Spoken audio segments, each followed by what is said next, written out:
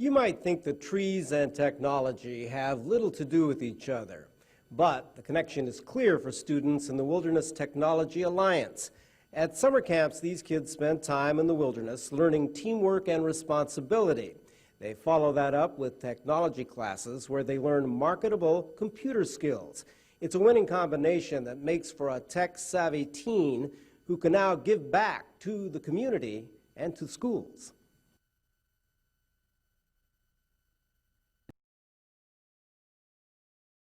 Today to measure the UV. Our experiment for the national park is to monitor ultraviolet radiation.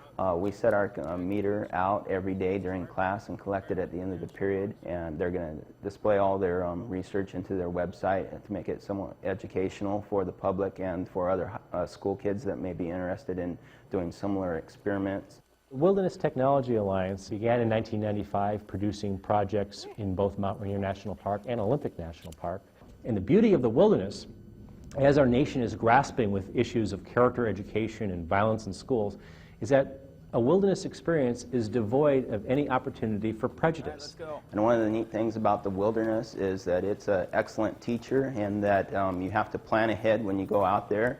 And if you don't plan ahead well, you may end up getting wet. And it's the same thing with your jobs and working for clients. You need to plan ahead in order to pull off successful projects. This is a website we made over the summertime, and we collaborated with about 64 other students from around Washington State to create a virtual backpacking trip website. I see this as a program that can become self-sustaining. All the money that the kids make in their projects of designing websites comes right back into the school, which is a lot different than most grants that will last a year, and then once the funds dry up, the program dries up. So it's really exciting to know that this program has the potential to continue on down the road for many, many years. Hanford gave us donated 2,000 computers to us last month. In our hardware program, these students are redeploying surplus computers donated by generous corporations and generous government agencies.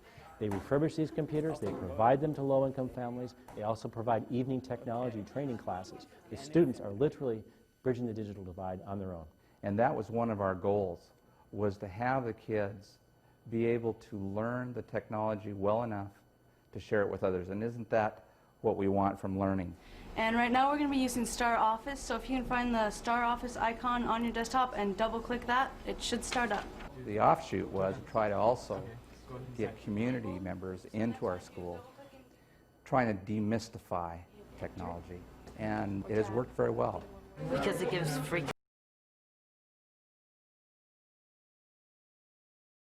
kids know more than we do.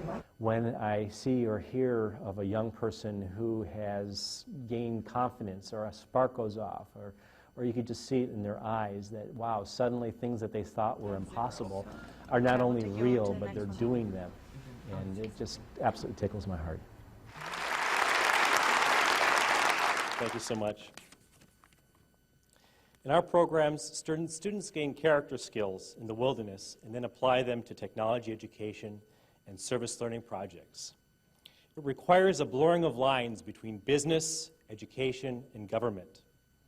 But we would not be here today if it were not for the courage of champions willing to take risks to help others.